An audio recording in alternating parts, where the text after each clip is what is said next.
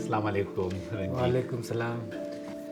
एक चीज़ जो आप में और मुझ में कॉमन है वो ये है कि हम दोनों बेटियों के नामों से पहचाने जाते हैं, उनके हवाले से पहचाने जाते हैं। आपको पता है कि पिदर सरी जो मुआशरे होते हैं, जो मर्दों के मुआशरे होते हैं, वहाँ पर बाप बेटों के नाम से पहचाने जाते हैं। मैं और आप चंद बापों में से हैं जो कि बेटियों के नाम से पहचाने जाते हैं। उसकी कीमत भी हमने अदा की। तो आप फिल्म में कहते हैं ना कि आप और आपकी पत्नी के दरमियान कुछ इस तरह की गुफ्तगू होती थी कि वो कहती थी कि बेटा पैदा होगा, आप कहते थे कि बेटी पैदा होगी, और फिर आपके तवक्को के मुताबिक, आपकी ख्वाहिश और आरज़ुओं के मुताबिक बेटी पैदा हुई। तो उस दिन आपके क्या एहसासात थे? लड़की को तो हम बोले तुरंत एक ठो बोले कि जाओ जाओ बेड़ों से एकदम मिठाई लेके आओ। वाह, कमाल है। मिठाई ला के खिलाया सबको। इंशाल्लाह ऊपर वाला मेरा आपकी दिल की बात सुन ली। किरण का साथ हमको जब बच्ची थी उस टाइम का बहुत सफ़र हम जाते थे काम पे। जब से पैदा हुई हम टाइम से 6 बजे घर रिटर्न हो जाते थे। एकदम 5-6 बजने लगता था और बुझाते लगता था मन में अरे लेट हो जा रहा है, घर चलना चाहिए। अच्छा। जब आते थे तो हम के सराब दिन मेरा घर पहुंचने के बाद से इसको ना भूख लगता था ना प्यास लगता था, ना रोती था ना कुछ करती थी। एकदम जब तक हम अपने से इसका मम्मी जगह नहीं ले जाते थे तो ना रोती थी ना कुछ करती थी। थोड़ा सा भी बताइए अपने बेटियों के बारे में। हम भी असल में मेरी भी जिस तरह आपकी ख्वाहिश थी, मेरी भी एक ख्वाहिश थी। पता नहीं ये क्यों थी, मैं ज़्यादा वजाहत नहीं कर सकता, लेकिन मेरे दिल में बहुत बहुत पहले से ख्वाहिश थी कि मेरी एक बेटी हो। और मैं उस बेटी का नाम भी मैंने पैदा होने से पहले रखा था। तो असल में एक मलाला नामी लड़की थी अफ़गानिस्तान में, यानी आप समझे 19वीं सदी के आखिर में बरतानवी फ़ौज के ख़िलाफ़ लड़ रहे थे अफ़गान। तो ये बच्ची जो थी 17 साल की थी शायद उस वक्त, वहाँ मैदानी जंग में थी। जब उन्होंने देखा कि वो सब जो है भाग रहे मैदान से, तो ये लड़की जो है ना, ये एक ठेले पे चढ़ी, एक माउट पे, एक पहाड़ी पे, और उसने एक टप्पा सुनाया पश्तो में। इसका मतलब ये कि अगर आप यहाँ पर आज आप अपनी जान नहीं देंगे, इसका मतलब है कि कोई आपको शर्म के लिए रख रहा है। आज़ादी के लिए आपको आगे बढ़ना चाहिए। बहरहाल वो लंबी कहानी है, लेकिन मैं उस नाम से मुतासर था क्योंकि इस नाम में एक ताकत थी। तो मेरे जहन में लड़की के साथ ताकत, कि अगर मेरी बेटी होगी तो वो ताकतवर होगी, उसकी अपनी आवाज़ होगी और वो अपने नाम से पहचानी जाएगी। तो इस वजह से मैंने उसका नाम मलाला रखा। और अजीब इत्तेफाक है कि आपकी बेटी सुबह पैदा हुई है, मलाला भी सुबह ही को पैदा हुई थी। जैसे ही मैं पहुंचा घर अपनी वाइफ के बेड के करीब, मैंने देखा ये बच्ची उसके पास है, उसके साथ है, और वो इतनी साफ शिफाफ, उसकी आंखें जैसे सितारों की तरह चमक रही थी। आप यकीन करें वो लम्हा जो था मैं भूल नहीं सकता। और मेरा ये दिल जो है ये शुक्र और खुशियों से भर गया। तो मेरा ख्याल है कि वहीं से हमारा सफ़र पर स्टार्ट हुआ। और जिस तरह आप कह रहे हैं कि आपने इतनी मोहब्बत दी है, तो मैं भी बेटी को जानी कहता हूँ। जानी का मतलब है सोलमेट, यानी यक जान दो कालब हैं हम। तो वहीं से हमारा सफ़र फिर बाप बेटी का शुरू। हाँ।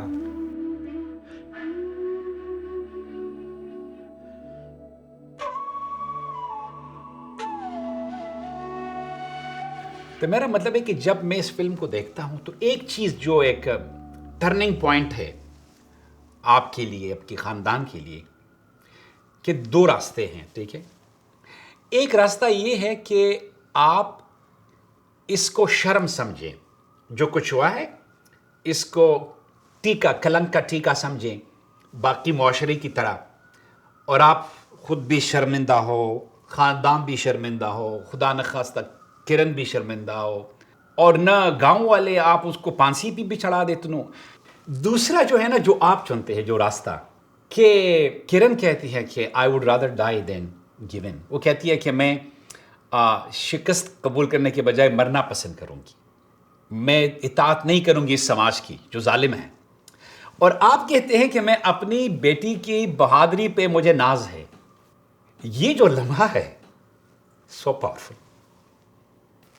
लाइक आप एक मिसाल बनाते हैं कि समाज में अगर इस तरह कुछ होता है तो समाज को शर्मिंदा होना चाहिए। हाँ बिल्कुल। और जो लड़की कड़ी है उसके लिए, उस पर हमें फख्र करना चाहिए।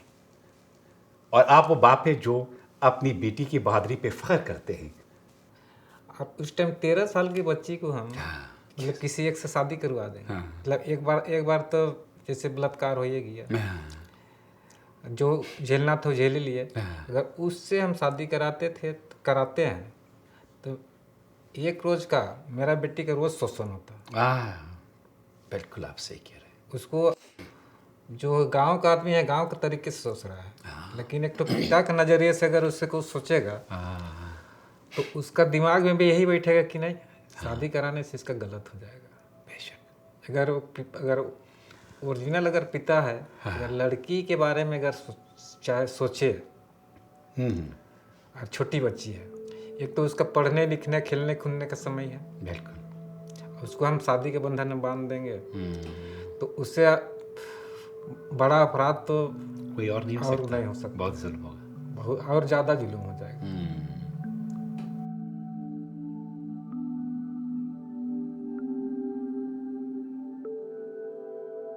ऐसे हालात में, मतलब जो मुश्किल हालात मुझे भी सामना करना पड़ा, यानी जब मुआशरा सब एक तरह का हो, उनकी सोच एक तरह की हो, जो कि लड़कियों के ख़िलाफ़ हो, उनकी हकूक़ के हक़ में नहीं हो, इंसाफ के हक़ में नहीं हो, काफ़ी मुश्किल होता है ना पूरे समाज के ख़िलाफ़ खड़ा होना। आसान होता है उनके साथ जाना, जैसे कोई लहरों के साथ बह जाता है।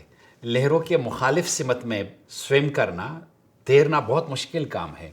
कि कभी आपने ख़ुद सोचा अपने से कि अब मैं क्यों ये सब कुछ कर रहा हूँ? क्यों ना बाकी लोग जो कह रहे हैं मुझे कंप्रोमाइज़ कर लो और बस इस मिट्टी पाओ चीज़ों को दफन कर लो, कुछ ना बोलो। कभी इस तरह हुआ है आपके अपने साथ एक जंग हुई है? क्योंकि मेरे सफ़र में मेरी सबसे पहले जंग अपने साथ थी। शुरुआत में तो थोड़ा सा परेशान हुआ था कि कैसे करेंगे। एक दो आदमी से हम सलाह लिए तो थोड़ा जवाब नहीं दिया। अच्छा। तो हम समझ गए ये लोग साथ खड़े होने के लिए हिचक रहे हैं, साथ नहीं आएंगे। सोचने लगे इसको तब हम लोग को अकेला ही बेड़ा पार करना पड़ेगा। जिंदाबाद। है कि यहाँ का कोई सपोर्ट करने वाला लायक हमको नहीं बुझा रहा। तो हम सोचे उसके बाद में हम बोले इस सफ़र में अकेला जाना है और अकेला तय करना है। सफ़र कितना हो मुश्किल हो, लेकिन मन में ठान लिए हैं, हिम्मत बांध के चले हैं। तो पीछे तो पलट कर देखना नहीं है। जो होगा राम चाहे रहीम, सच्चाई का रास्ता सफ़र कर रहे थे, झूठ का नहीं। सच्चाई में थे, इसलिए हमको विश्वास भी था मन में। मतलब घर का वाइफ भी, बेटी भी, सब जबरदस्त एकदम टाइट से एकदम बोले कि नहीं, जो करना है मिलजुल के एकदम करना है और आगे बढ़ना है, चाहे कितना ही मुश्किल क्यों ना है। तो घर का आदमी, छोटी बच्ची भी हमको बोली पापा एकदम पीछे नहीं लौटना है। तो आप में सब्र है, बेइंतहा सब्र है, बर्दाश्त है। कभी कभी बंदे को गुस्सा आता है, वो बद्दुआ भी देता है, गाली भी देता है। ये इतना सब्र आप कहाँ से लाए हैं कि आपने पूरी फिल्म में, कन्वर्सेशन में ना किसी को गाली दी है, ना किसी को बद्दुआ दी है। मतलब परेशान आप बहुत लग रहे हैं, लेकिन ये सब्र कहाँ से आप ले आते हैं? ये इस्तिकामत और सब्र, ये वैसे आपकी ट्रेनिंग कहाँ से हुई है? हमें भी थोड़ा सा दीजिए। वक्त में हमको सिखाया, वक्त ने सिखाया किन वक्त में कैसा रहना चाहिए और किससे कैसा व्यवहार करना चाहिए। तो उसको हमको एकदम आराम से सोच समझ के कदम चलना है और अपना सोच को एकदम दिमाग में ठंडी एकदम बैठा लेना है कि किसी तरह का माइंड को डिस्टर्ब ना हो। मतलब ठंडा दिमाग से अपना काम को प्रेम पूर्वक जाके हमने अगर वही जगह गुस्से से किसी को बोलते तो शायद मेरा काम आसान नहीं होता, मुश्किल हो जाता और मुश्किल हो जाता, दुश्मन ज्यादा हो जाते, दुश्मन ज़्यादा। सही बात है। इसलिए हम दिल में सब्र करके रखे, सोचे कि चलो सुने थे सब्र का मीठा फल मिलेगा, मीठा होता है। मतलब जितना सब्र करेगा फल उतना मीठा होता जाता है। Very wise.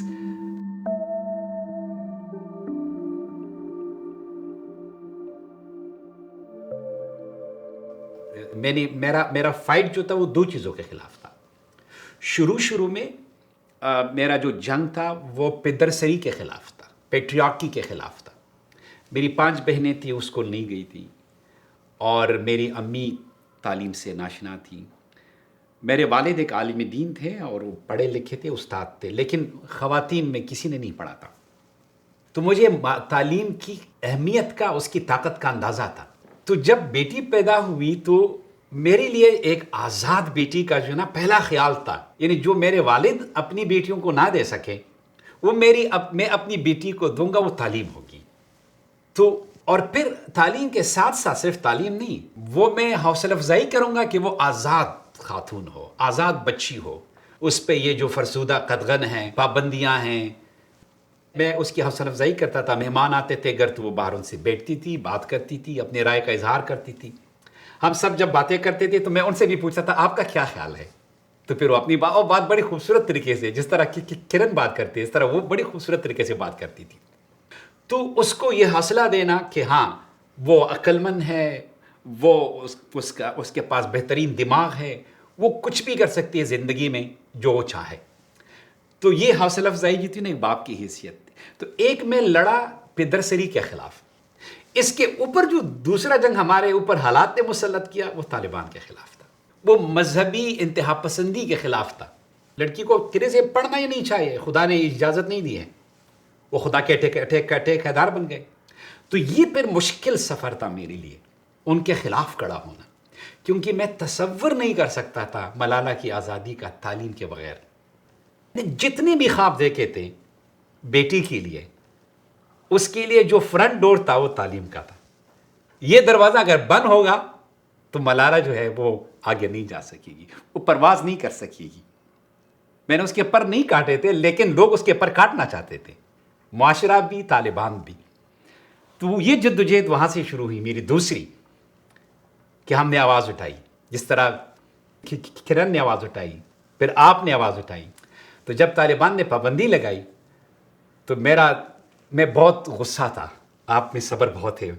मैं तसव्वुर नहीं कर सकता था कि मैंने बेटी के लिए जिस चीज़ की वजह से ख्वाब देखे वो तालीम है, उस पर पाबंदी। और फिर आपने शायद कहानी आप देखेंगे या पढ़ेंगे कि मलाला की 5 साल की और हमारी उस एक्टिविज़म की वजह से, उस जद्दोजहद की वजह से उन जालिमों ने मलाला की ज़िंदगी लेना चाहते थे। उसको गोलियां जो है लगी उनको, यानी उसके सर पे गोली उनको मारी, और 2 लड़कियां भी ज़ख्मी हुई उनके साथ, क्योंकि वो तालीम के लिए बोलती थी, अपने हक़ के लिए बोलती थी, अपना वजूद के लिए बोलते, अपने वजूद के लिए बोलती थी। बेशक आपने बहुत अच्छे तरीके से बताया। जब मलाला पे हमला हुआ उस वक्त मुझे जब खबर मिली तो मैं भूल चुका था कि बंदा रोता कैसे है, यानी आई कुड नॉट क्राई, हालांकि मैं बहुत रोता हूँ।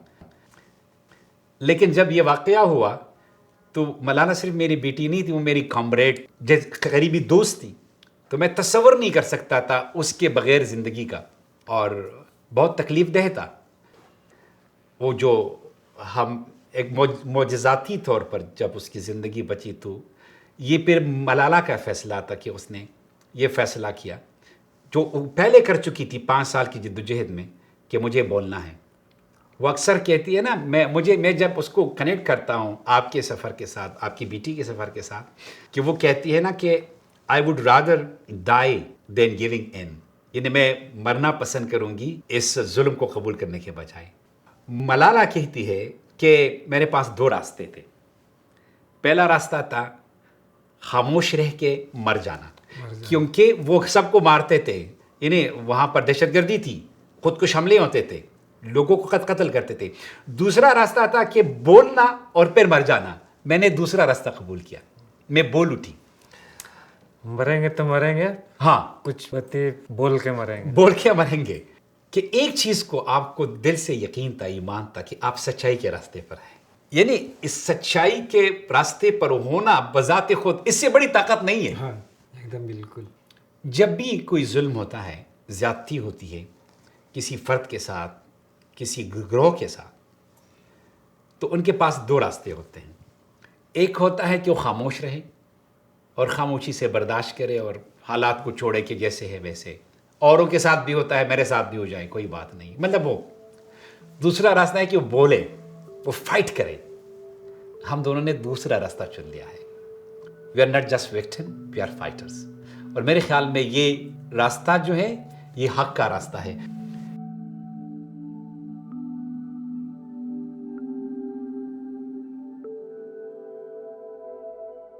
आप बहुत ब्रेव हैं कि आपने अपनी कहानी इंसानियत की खैर के लिए उनके साथ शेयर की।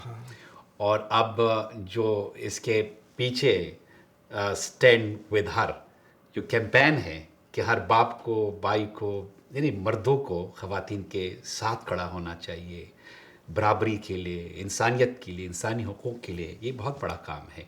जो कल हम लोग फिल्म वहाँ दिखाए कैंपिंग के थी जो है, तो कैंपिंग के जरिए ही हम लोग इसको क्या बोलते हैं, आज यहाँ तो कल वहाँ थे, रिपीट कर कर के मतलब आदमी के दिमाग में डाल उसको घुसना चाहिए। ज़बरदस्त। तो वैल्यू के हिसाब से अगर वो अपना थी कि देखेगा, कैंपेन जो है वो आदमी को जोड़ने के लिए ही। तो आदमी को जोड़ जैसे जैसे ज़्यादा संख्या में जुड़ेगा तो हमको लगता है मर्दों या लड़कों पे इसका असर ज़रूर जाएगा और उसको समझ में आ जाएगा कि ये चीज़ है जो गलत था और गलत को सुधारने के वास्ते ये लोग कदम उठाया है। हाँ, यानी ये अब आप NGOs की बात नहीं है, ये एक ऐसे इंसान की बात है जो अपने जद्दोजहद के बाद बता रहा है। और इस किस्म की और कहानियों को फैलाने से, लोगों तक पहुंचाने से एक तब्दीली आएगी और मर्दों के उस जो फरसुदा मर्दानगी है उसके दरवाजे को बार बार खटखटाया जाए कि वो खुल जाए और लोगों के जहन में सवालात पैदा होते हैं। तो मेरी बेटी मलाला खुद भी एक बहुत बड़ी दिलचस्प बात उसने की है बहुत पहले।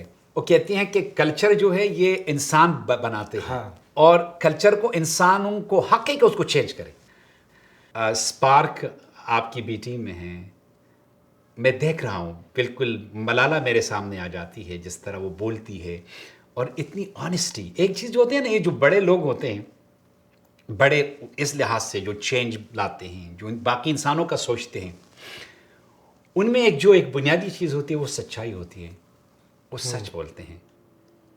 ये बहुत बड़ी चीज़ है और इंशाल्लाह किरण जो है ये वो सिर्फ एक रे नहीं है, वो एक सूरज है नई सुबह का, तब्दीली के लिए, सिनफी बराबरी के लिए, तशद्दुद के ख़िलाफ़ एक अलामत होगी। ये वायलेंस के ख़िलाफ़ एक अलामत है, अब भी है। तो मेरी बड़ी खैरखाई है दिल में उसके लिए। अगेन मैं आता हूँ ना, आपकी बेटी जब फिल्म में कहती है कि जब लोग साथ साथ चलते हैं तो उनको कोई नहीं रोक सकता, हम साथ साथ चले। और ये फैमिली की जो इंस्टीट्यूशन है, ये जो चेंज का इदारा है, इससे इनफॉर्मल इदारा, इससे कोई बड़ा ताकतवर इदारा नहीं है। तो मैं बहुत, यानी आपने जिस तरीके से ये सफ़र किया है, जिस अक्लमंदी से, वो यकीनन काबिल फ़ख्र है और हम सब के लिए एक मिसाल है। या आप एक मिसाली बाप है, टू बी ऑनेस्ट, एक मिसाली बाप है। बहुत शुक्रिया। Let me hug you, beautiful man in the world. Yes, हाथ भी मिलाए मेरे साथ।